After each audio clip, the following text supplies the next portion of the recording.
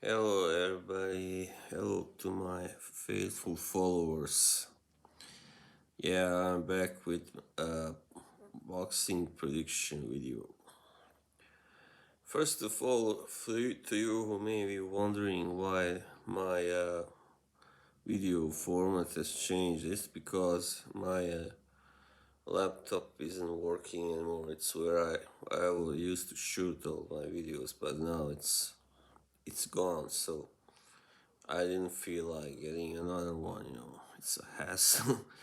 So I already bought myself an iPad instead. So yeah, it will have to do until, you know, uh, until I eventually maybe get another laptop. Alright, so let's go to next weekend's fights. The first one is a featherweight fight that I want to talk about. It's for the WBO title. Emanuel Navarrete defending his title against a guy called Joet Gonzalez. Yes.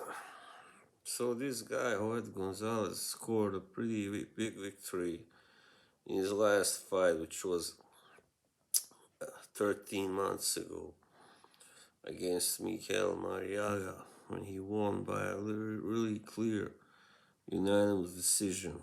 Before that, his only loss came against Shakur Stevenson in also a very clear unanimous decision loss. Before that, he has scored some knockouts also, but against none, didn't really beat anyone really of note until Mariaga, until he beat Mariaga. So Joet Gonzalez is 5'6" with a 17-inch reach, and his record is 24-1-0 with 14 KOs. And Navarrete is 5'7" with a 72-inch reach. Wow. And he's got a record 34-1-0 with 29 knockouts. So he's the bigger puncher, definitely. He's the big favorite to win this fight. Yeah. I'm not sure if he will stop Gonzalez, because Shakur Stevenson is also regarded as a puncher and he wasn't able to stop him, But maybe, I don't know. I see now that Navarrete has scored a couple of late stoppages. In his last fight, he won by a 12th round TKO versus Christopher Diaz. And before that, he had his only points victory as a champion against Ruben Villa. Yeah, that's right. So yeah,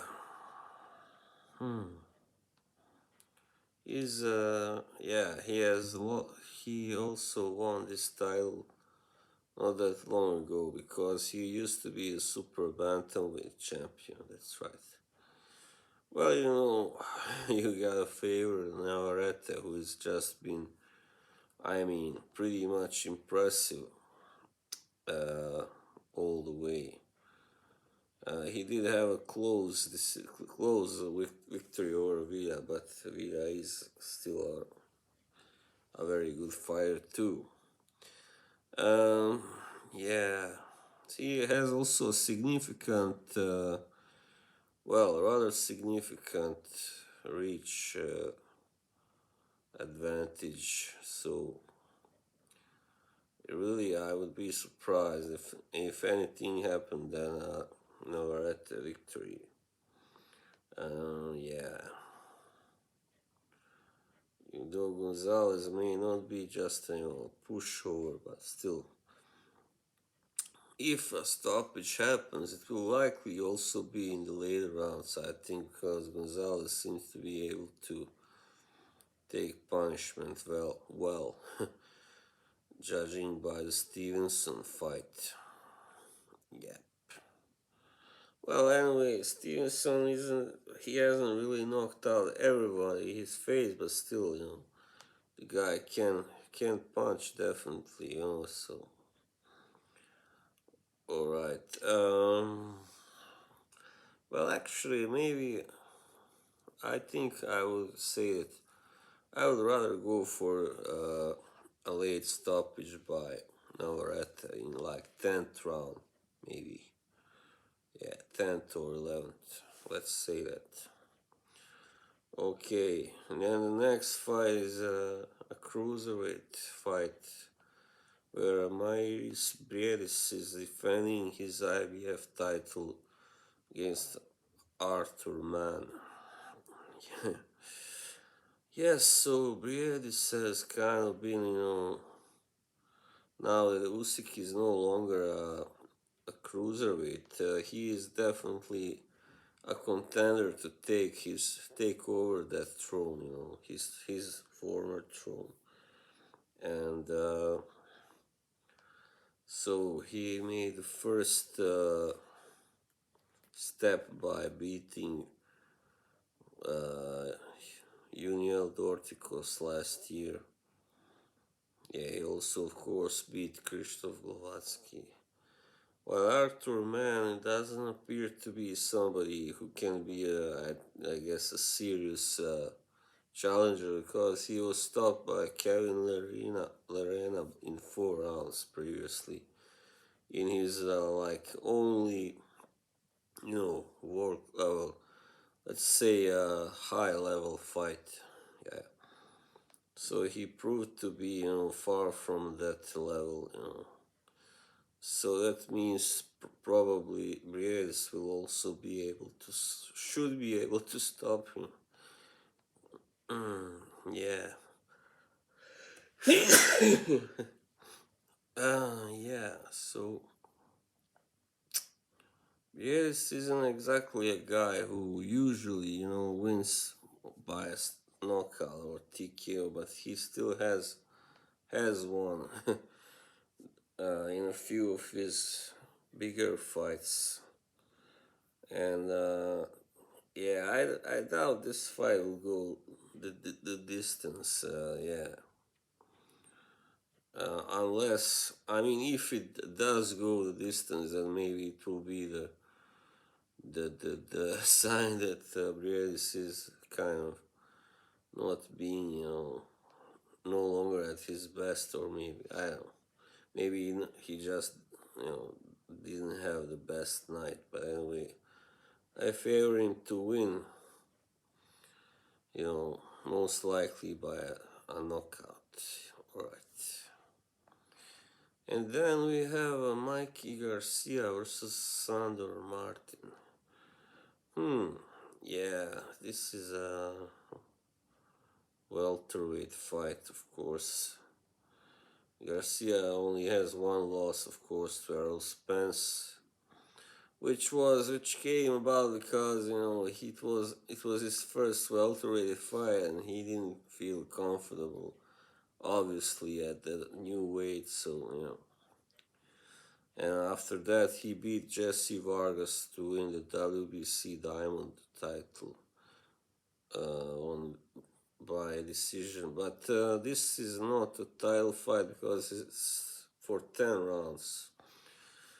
And Sandor Martin, well, let's see, he has two losses, but one of them to Anthony Yigit, who is a good, clever boxer, and another one early on in his career. So, yeah, he is the European super lightweight champion, or the former, I don't know, maybe super. He's not really a puncher, this guy. He's got only 13 knockouts and 38 wins. But he has never been stopped yet.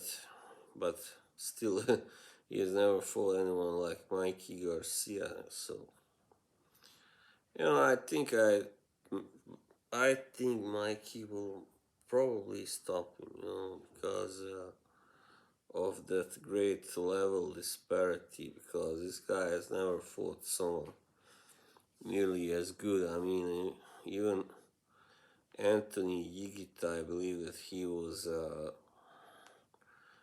he knocked out by Mikey? I believe he was. Just a second. Baranchik. No, that wasn't. Sorry, I was thinking of someone else. Uh, I think Mikey simply has too much, in store for him. Too many weapons, and even though he hasn't fought since the end of February last year, so that may perhaps work against him getting that stoppage. Maybe not, but it will be a dominant Mikey Garcia performance anyway, whether it ends in a knockout or a decision. I don't know really. Because of the inactivity, it's not really fair to judge, to decide that, to have to predict the exact outcome. Yeah, so that was that one. And shall we take one more? Yeah, why not?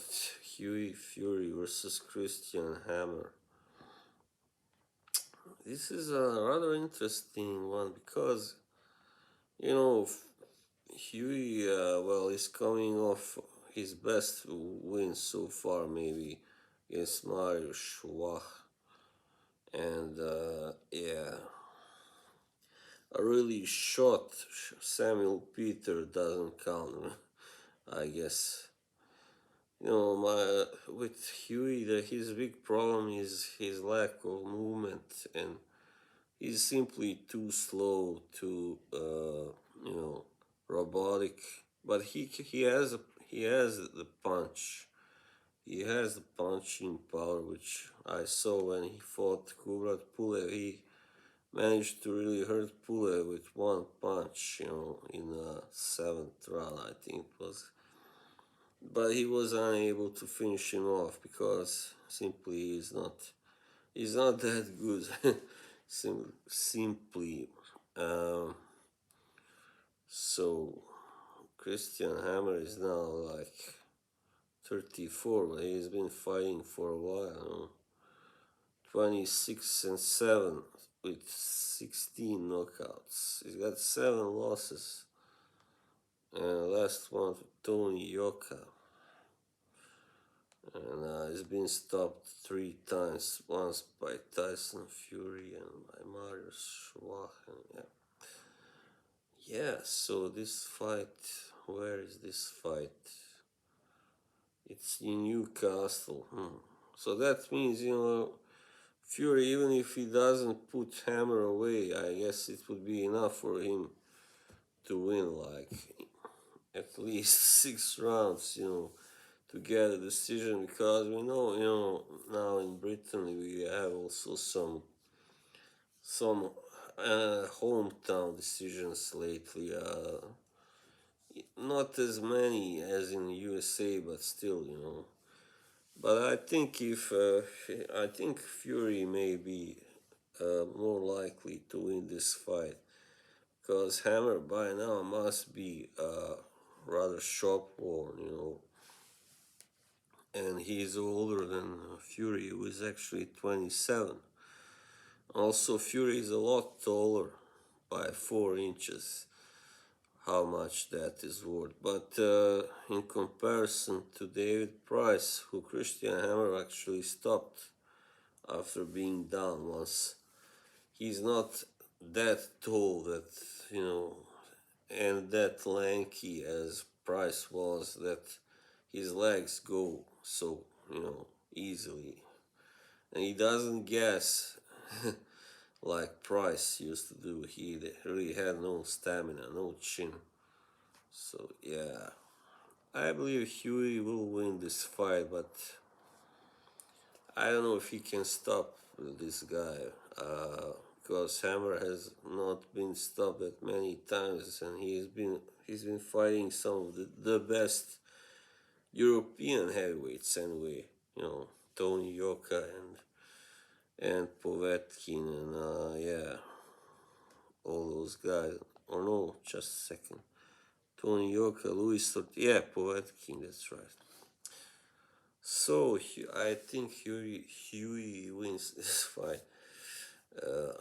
Yeah, he can win. You know, as I said, both ways. If it's a stoppage, then probably it will happen like after the sixth round. Alright, so it seems I'm finished for now. So, to all you who will watch this, thank you and have a nice day. See you until next time.